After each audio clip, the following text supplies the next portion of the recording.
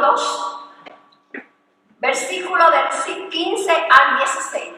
2 versículos. Y dice la palabra así: en el nombre del Padre, del Hijo y del Espíritu Santo. Amén. Porque esta es la voluntad de Dios, que haciendo bien hagáis callar la ignorancia de los hombres insensatos, como hombres libres, pero no como los que tienen la libertad como pretexto para hacer lo malo, sino como siervos de Dios. Esta es palabra de Dios para el pueblo de Dios. Alabamos, Señor. En este momento, pastor.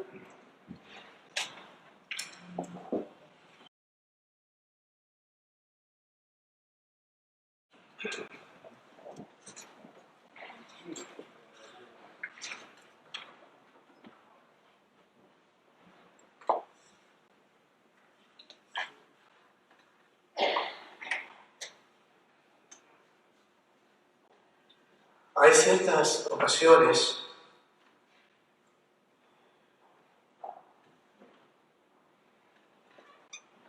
cuando al predicador del Evangelio se le hace un poco difícil la tarea. Ocasiones cuando la situación que hay que abordar es una situación crítica, de juicio. Y en esos momentos hay veces en que el Señor pone en el corazón del predicador tantas cosas para compartir, que muchas hay que dejarlas fuera porque el tiempo no alcanza. Y entre paréntesis, antes de comenzar, algo se nos olvidó decir acerca del evento de ayer. No fue solamente este evento retorno, regreso a Dios. Ese fue el motivo, orar para que la nación regrese al Señor. También se celebró ayer otro evento de oración llamado la Marcha de la Oración 2020, organizada por el reverendo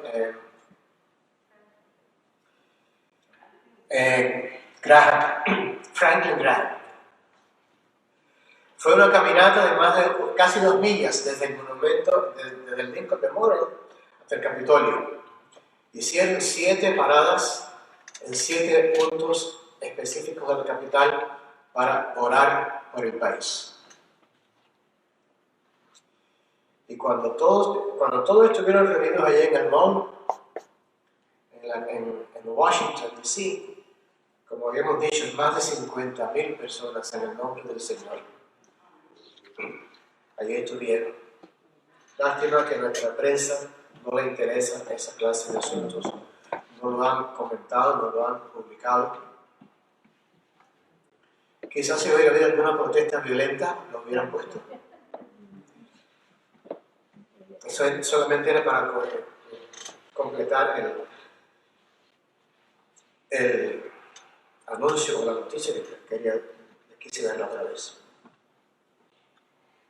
Déjenme recordarles de nuevo algunas palabras de la lectura de Primera de Pedro que escuchamos hace unos segundos, hace unos minutos. ¿Cuál es la voluntad de Dios? Dice Pedro, haciendo el bien, porque haciendo el bien se calla la ignorancia de los hombres insensatos. Pero tiene que ser como hombres libres, como personas libres, pero no como los que tienen la libertad como pretexto para hacer lo malo. Muchos de los que conocemos.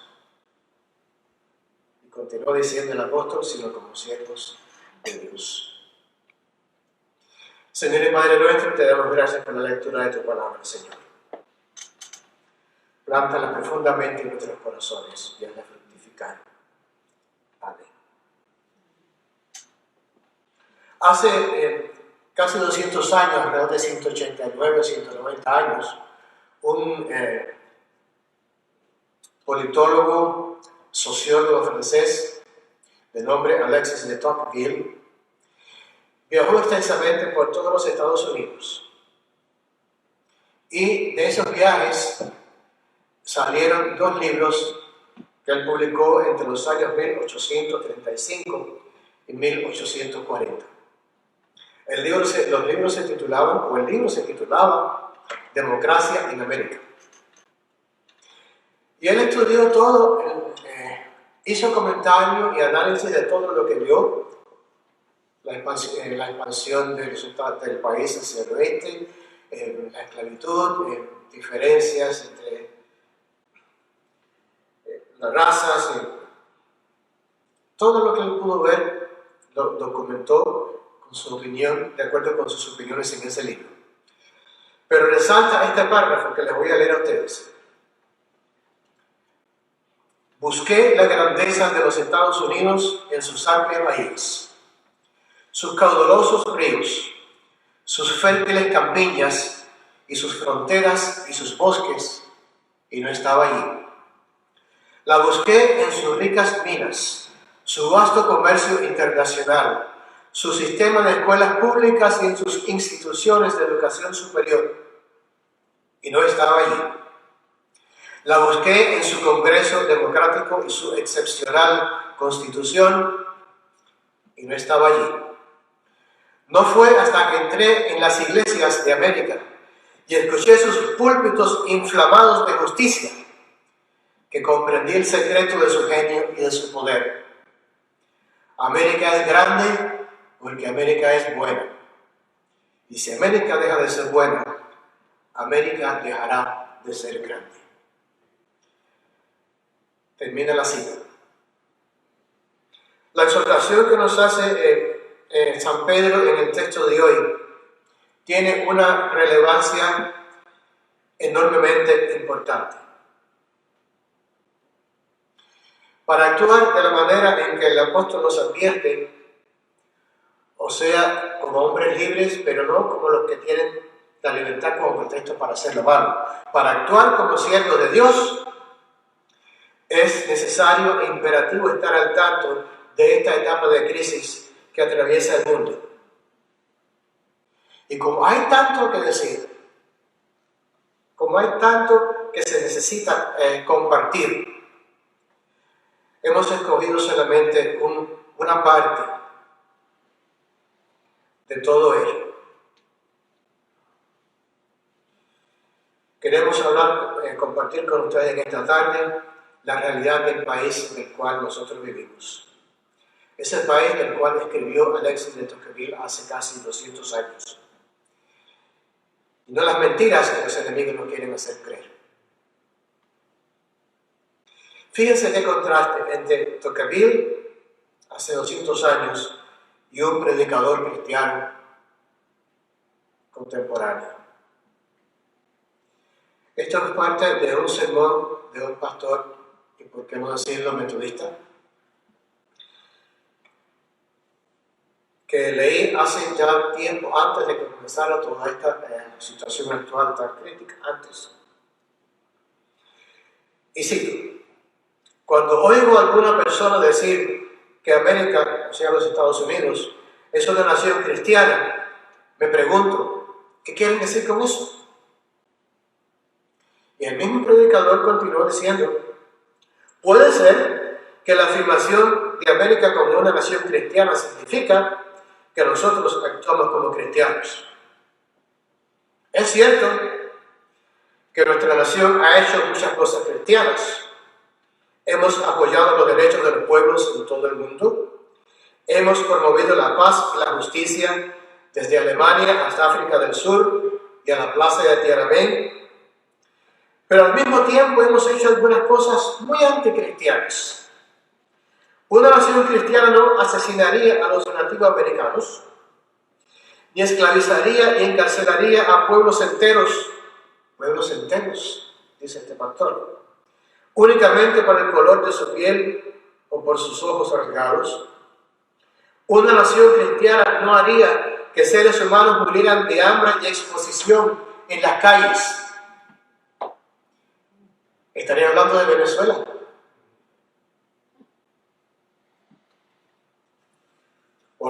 pensar que no le cayó mal. Sigue diciendo, una nación cristiana no devolvería a quienes buscan refugio al lugar de donde desean escapar. Por lo tanto, ¿es América una nación de cristianos?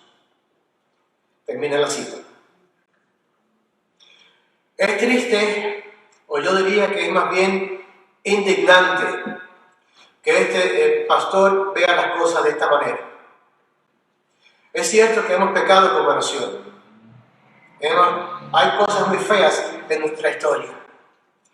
Pero todas las naciones del mundo han pecado, porque todos somos seres humanos que estamos disminuidos por el pecado.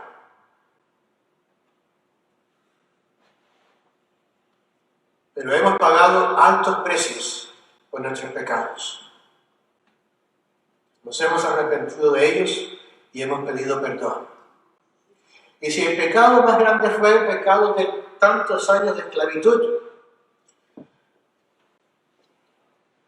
¿cuán justo sería el pago de aquella guerra civil tan cruenta, donde más de 500.000, en un país de hace ciento y tantos años, de jóvenes murieron para eliminar el sistema de esclavitud aquí en este país?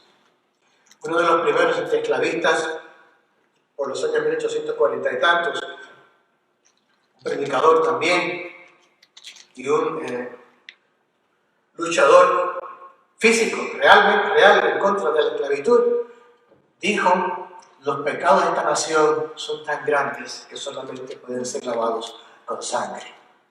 Y pocos años después estalló la guerra, y verdaderamente el país se bañó en sangre. Es verdad que hemos cometido pecados como nación, pero hemos pagado por ello. Hemos pedido perdón, nos hemos arrepentido de lo malo que ha habido en nuestra historia. Pero también hemos derramado la sangre nuestra en otros lugares, en muchos países, inclusive países muy lejanos, para libertar a pueblos, no para esclavizarlos, como dijo este predicador en su sermón. Y lo que sucedió en el pasado es pasado. Yo no nací aquí en los Estados Unidos de América. Y porque nací y me crié siendo parte de una nación que era cristiana, pero que abandonó a Dios para seguir y casi para adorar a un hombre, esa nación fue destruida y muerta y enterrada en el proceso. Y precisamente porque yo sé lo que es una nación cristiana, yo sé que América, los Estados Unidos, con todas sus faltas, no es solamente una nación cristiana, sino es la más grande y ejemplar que existe en el mundo todavía. Y con mucho orgullo digo: Dios bendiga a los Estados Unidos de América. Amén. El sermón de este pastor preveía algo que iba a suceder. No estaba sucediendo en el momento que él predicó su sermón. Pero él preveía la corriente actual de nuestra historia. Una corriente de odio, que no es difícil de verla si estamos al tanto de las noticias. Odio y antipatriotismo, que son aparentemente irracionales. La historia de nuestro país se está borrando y se está volviendo a escribir con el propósito de desacreditar el carácter y la integridad de los orígenes de la nación, de nuestros padres fundadores. Lo mismo que yo viví en mi país, de donde vine. Porque esto no es nada nuevo. Se dice que los que fundaron el país no eran lo que nosotros sabemos que eran. Nos enseñan en muchas escuelas que los padres fundadores fueron motivados por la codicia y el deseo de riqueza. Que todo empezó sencillamente por no querer pagar impuestos, por cuestiones de dinero.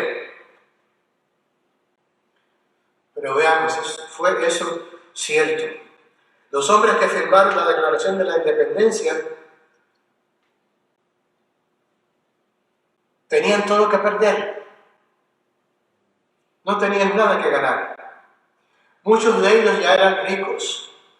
25 de los que firmaron eran abogados. 9 eran hacendados. Los otros eran médicos, arquitectos, ministros y más. Todos menos uno tenían familias. Eran hombres educados y de posición reconocida en sus comunidades. Tenían seguridad y prosperidad, pero se dieron cuenta de que existía algo más precioso y de más valor que la seguridad, que la prosperidad y que el dinero. Y era la libertad. Ellos sabían que firmando aquella declaración se hacían reos de alta traición y la pena por el delito era la pena de muerte. Pero sin embargo, todos firmaron.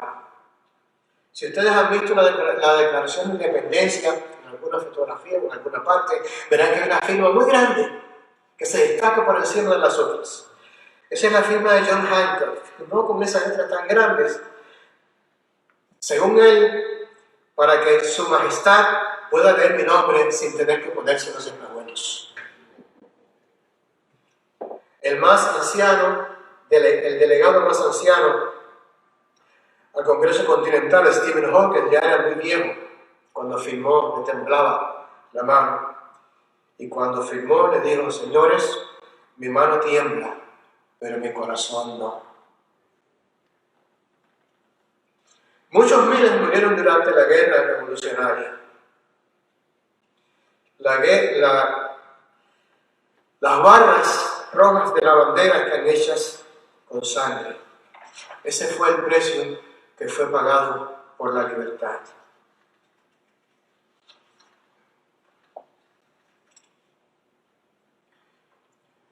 Recordamos una ocasión cuando nuestro ex presidente, en su inauguración, sus primeros días, dio una gira por muchos países pidiendo perdón por lo malo que los Estados Unidos habían sido, por las cosas malas que habían hecho. Y este presidente dijo que no llevaba la bandera en su solapa porque no quería ofender a otros. ¿Quieren que le diga la palabra que está en mi corazón? Eso es una vergüenza. En el país de donde yo vine, y perdonen que lo vuelva a mencionar, también celebró una guerra muy sangrienta por la independencia, que con intermedio duró 30 años. Pero al cabo de los 30 años, cuando ya fuimos un país libre, no supimos utilizar la libertad que habíamos ganado con tanto alto precio de sangre y de sufrimiento. Y por ello lo perdimos todo. Y como yo viví y sufrí esa pérdida allá en mi juventud, yo digo que quemar la bandera en manifestaciones de protesta, no respetar al himno nacional, gritar obscenidades es alta traición. Pero al mismo tiempo estoy orgulloso porque tal es la grandeza de este país que le da la libertad a esa gente y el derecho de hacerlo.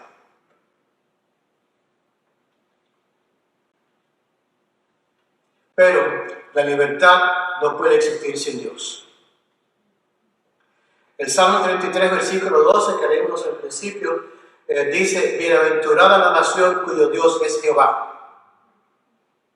Y también nuestra historia se está escribiendo para desacreditar nuestra herencia cristiana.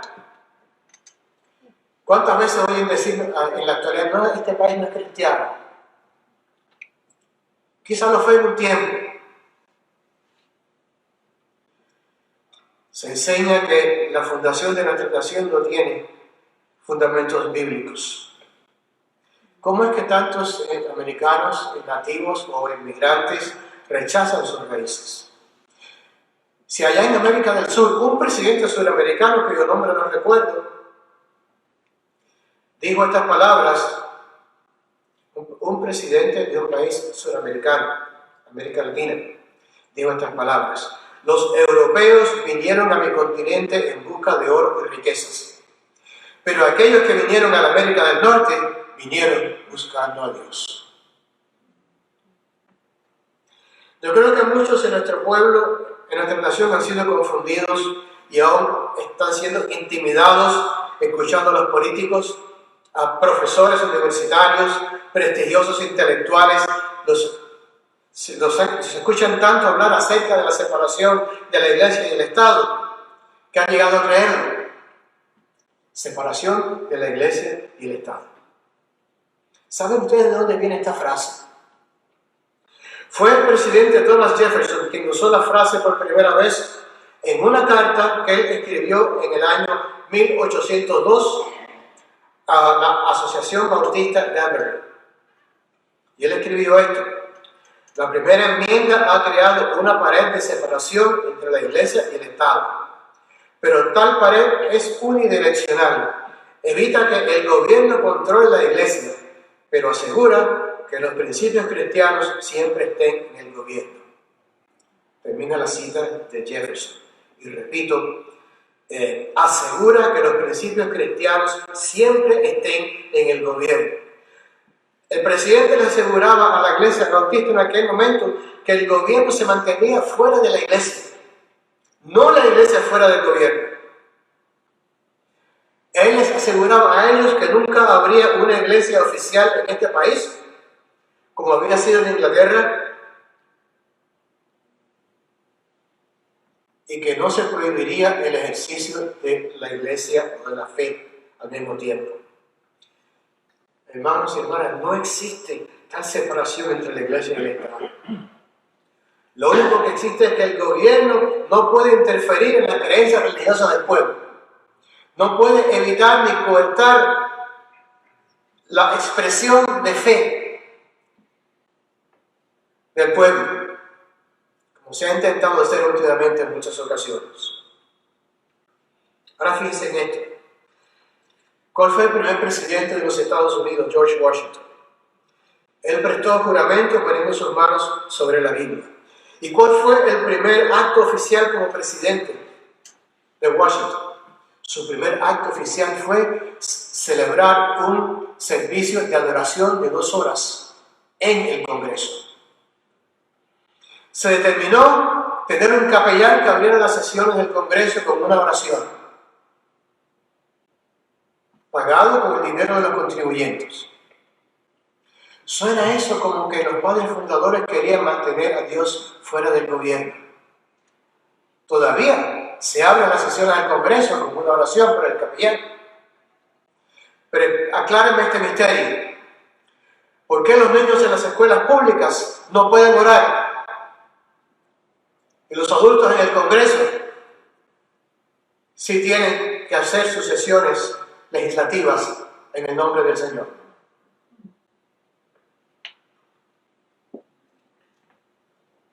En el año 1776, cuando se estaba preparando esta declaración de independencia, 11 de las 13 colonias requerían que todo hombre con aspiraciones políticas fuese cristiano. En 1777, el Congreso Continental votó invertir $300,000 en aquellos tiempos, que serían millones hoy, para comprar Biblias y distribuirlas gratuitamente entre la población. Y si ustedes revisan las constituciones de los 50 estados, las constituciones de los 50 estados mencionan a Dios. Inclusive la misma Corte Suprema comienza cada una de las sesiones con la frase: Dios salve América. La grandeza de los Estados Unidos está en sus libertades y está en Dios. No está en los hombres, no está en los que gobiernan. Está en el único y verdadero Dios, Padre de nuestro Señor Jesucristo. ¿Y qué hay para el futuro? No es un secreto para nadie que nuestro país hoy enfrenta un presente difícil y un futuro incierto.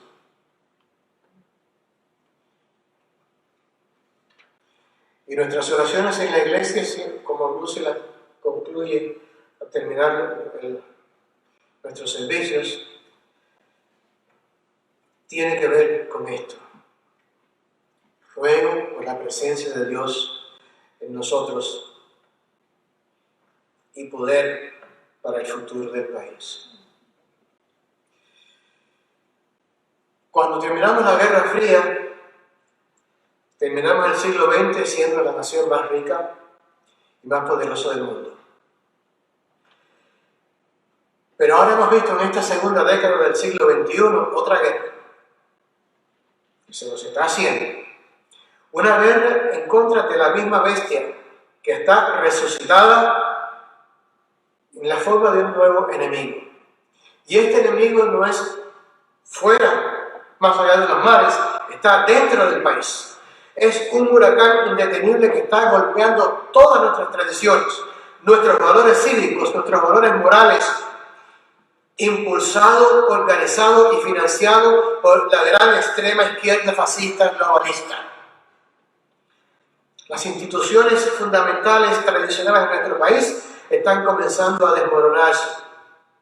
Y lo fundamental en este movimiento malvado es el ataque furioso a la fe de nuestros padres. El ataque furioso a la fe nuestra de Jesucristo, a la fe de nuestro pueblo, a nuestras tradiciones y principios. ¿Cómo conseguimos el futuro de los Estados Unidos? ¿Será este país consolidado en el siglo XXI como una nación sin Dios? ¿Será en el futuro nada más que otra nación secular, mediocre y decadente como cualquier otra nación europea o de otro lugar?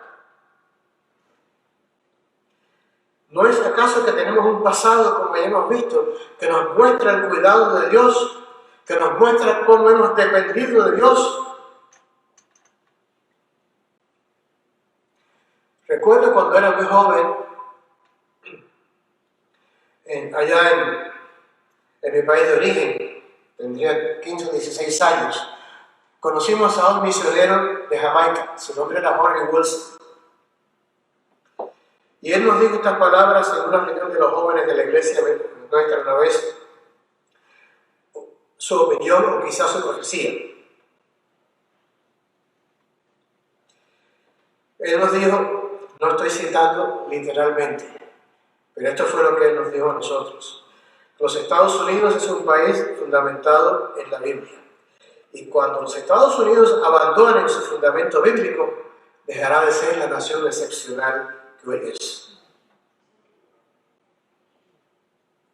Y apartémonos de lo religioso, vamos a la ciencia, a la sociología, a la historia.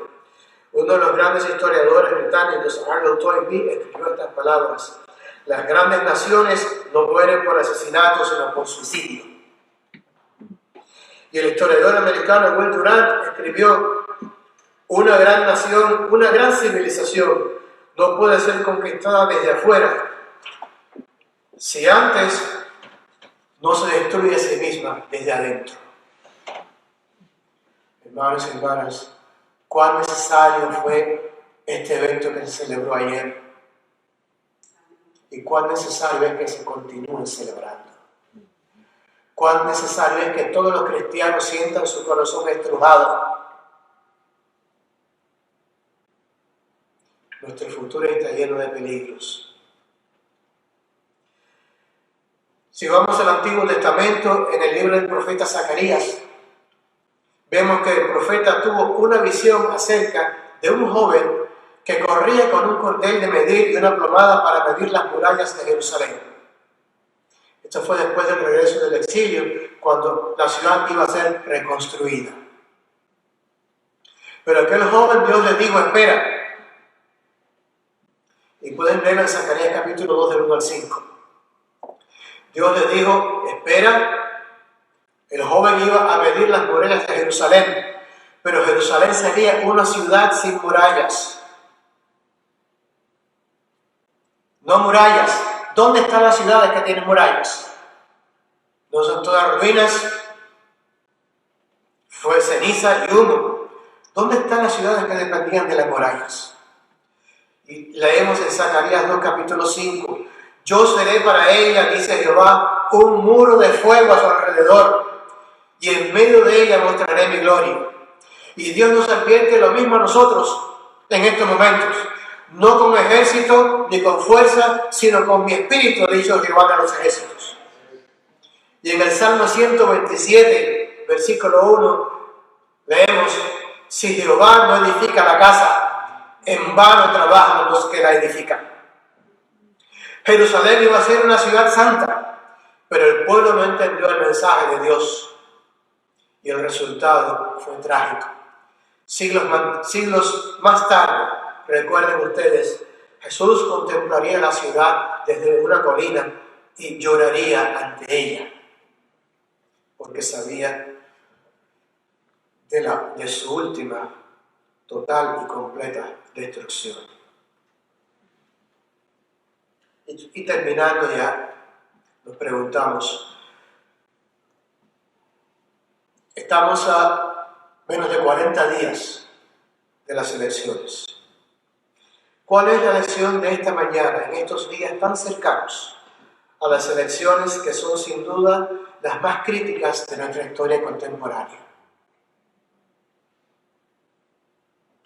La elección más crítica, más importante, fue la elección de 1860, cuando se inauguró el presidente Lincoln.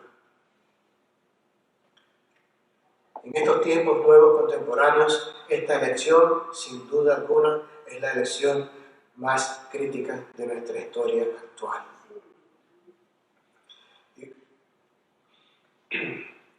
¿Cuál es la lección para nosotros en esta mañana, decíamos, en estos días? Que hemos de ir a votar en temor y oración. La elección se va a ganar con las rodillas, como alguien dijo. Recordemos nuestras libertades, recordemos cómo las tenemos, quiénes las ganaron por nosotros. Honremos a Dios. Recordemos la visión y el genio de nuestros padres fundadores. Ellos soñaron, lucharon e hicieron posible el milagro que es este país nuestro. Y hagámonos la pregunta: ¿qué futuro queremos para nuestro país, para los Estados Unidos? ¿Cuál es nuestro sueño? Cuando el país y la cultura parecen estar desintegrándose, ¿cuál es nuestra esperanza? Mi esperanza es mía, que todos nosotros, los ciudadanos y los extranjeros que viven aquí, y nuestros líderes que sean elegidos, sean quienes sean, no olviden esta realidad. En medio de la crisis que atravesamos, la salvación del país no está en la política, no está en las armas, no está en el dinero. Otro presidente americano lo dijo bien claro allá en el año 1955, el presidente Eisenhower. Y él dijo estas palabras, y cito: sin Dios no puede existir la forma americana de gobierno, ni el modo de vida americano. Reconocimiento del ser supremo es la primera y básica expresión de lo que es ser americano. Así lo vieron los padres de América, y con el favor de Dios, así debe continuar. Termina la cita. Termino con dos citas de las Escrituras. Esta es del segundo libro de Crónicas, que se repite mucho, se repite y se repite, pero que tenemos que sembrarla en nuestras mentes. Si se humilla mi pueblo, sobre el cual mi nombre es invocado, y oran y buscan mi rostro y se apartan de sus malos caminos, entonces yo oiré desde tus cielos, perdonaré sus pecados y sanaré su tierra. Y la bendición final está en el Salmo 33, versículo 22. Sea tu misericordia, Jehová, sobre nosotros, según esperamos en ti. Amén. Amén.